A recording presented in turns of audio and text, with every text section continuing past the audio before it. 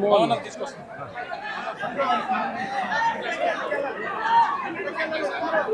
పట్టుకోడు Rajasekhar employees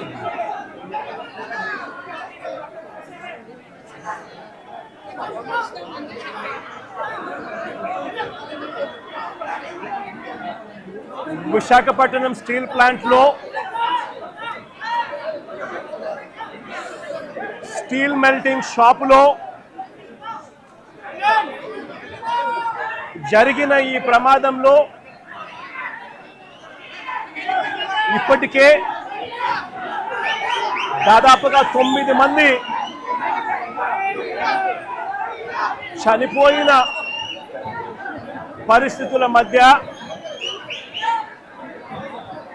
హాస్పిటల్లో వైద్యం చేయించుకుంటా ఉన్నారు మరో 5 మంది. ఇందులో కూడా ఇంకా ఒకరి పరిస్థితి చాలా విషమంగా ఉన్న పరిస్థితుల మధ్య దాదాపుగా 95% బర్న్స్తో ఇంకా ఒక అన్న ట్రీట్మెంట్ చేయించుకుంటా ఉన్నాడు. అంటే దాదాపుగా 9 మంది చనిపోయిన ఈ పరిస్థితుల మధ్య ఈరోజు ఇక్కడ ఇలాంటి తరుణంలో మాట్లాడవలసి వస్తూ ఉంది. ఇవాళ నేను కొన్ని సూటిగా ప్రశ్నలు అడుగుతా ఉన్నా. మానవత్వం ఏమాత్రం ఉన్నా కూడా రాష్ట్ర ప్రభుత్వాన్ని కేంద్ర ప్రభుత్వం కూడా కేంద్ర ప్రభుత్వం మీద ఒత్తిడి కూడా తీసుకొని వచ్చి మంచి జరిగించమని చెప్పి రాష్ట్ర ప్రభుత్వాన్ని కూడా గట్టిగా కోరుతా ఉన్న పరిస్థితులు. ఈరోజు అందరం కూడా ఆలోచన చేయాలి.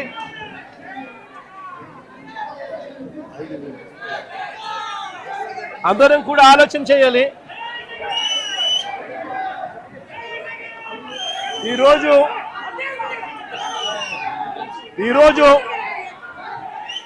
స్టీల్ ప్లాంట్లో కార్మికులు ఎలా బ్రతుకుతా ఉన్నారు, కార్మికులకు మంచి జరుగుతూ ఉందా లేదా అన్నది ప్రతి ఒక్కరూ కూడా ఆలోచన చేయాల్సిన అవసరం.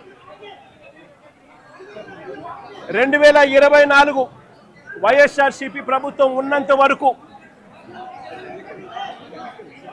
కార్మికులు, స్టీల్ ప్లాంట్ ఎంప్లాయీస్ ఎలా బ్రతికే వాళ్ళు, ఇప్పుడు చంద్రబాబు నాయుడు గారి ప్రభుత్వం వచ్చిన తర్వాత వీళ్ళ కూటమి ప్రభుత్వం అధికారంలో ఉన్న నేపథ్యంలో ఎలా బతుకుతా ఉన్నారు కార్మికులు, ఎంప్లాయీస్ అన్నది అందరం కూడా బేరీజు వేయాల్సిన అవసరం ఉన్న పరిస్థితి.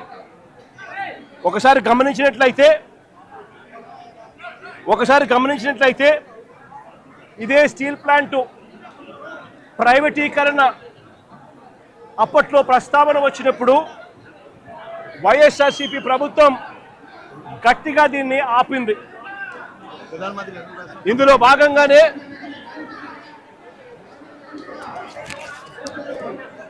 భాగంగానే అప్పట్లో 2021 మార్చి 9వ తారీఖున ప్రధానమంత్రి గారికి లేఖలు కూడా రాశాం.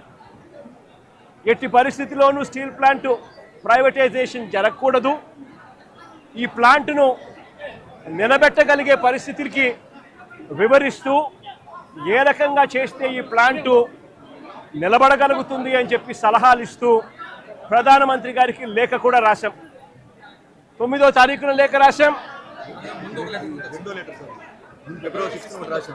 అదే మాదిరిగా ఫిబ్రవరి 6 కూడా రెండో లేఖ కూడా రాశాం. ఫిబ్రవరి 6 కూడా రెండో లేఖ కూడా రాశాం. ఫిబ్రవరి 6, మార్చి 9. అది కూడా చూపించు. 2 లేఖలు ప్రధానమంత్రి గారికి రాశాం.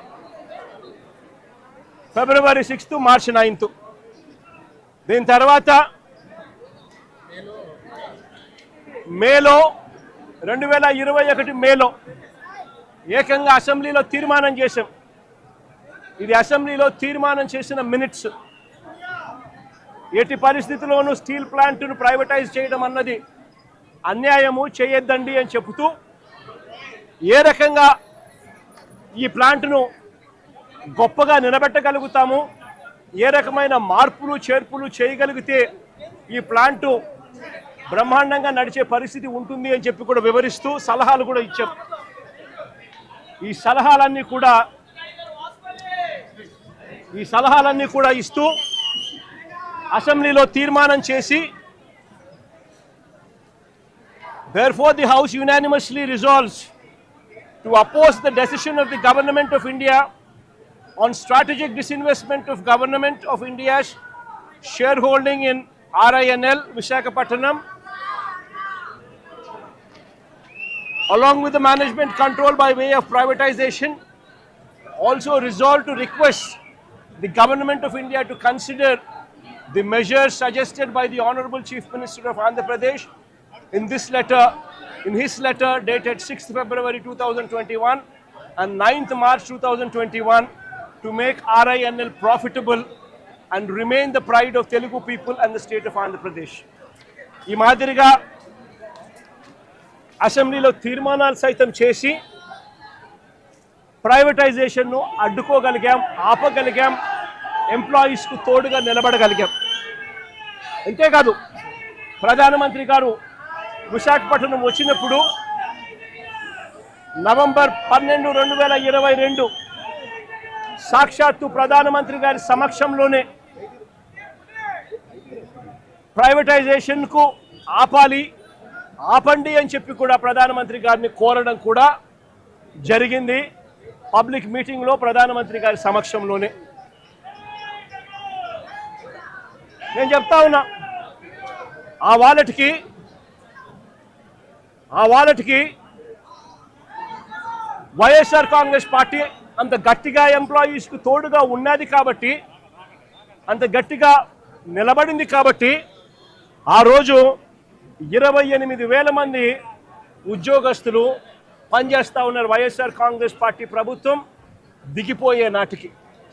నేను అడుగుతా ఉన్నా, ఈరోజు పరిస్థితి ఏమిటి అనంటే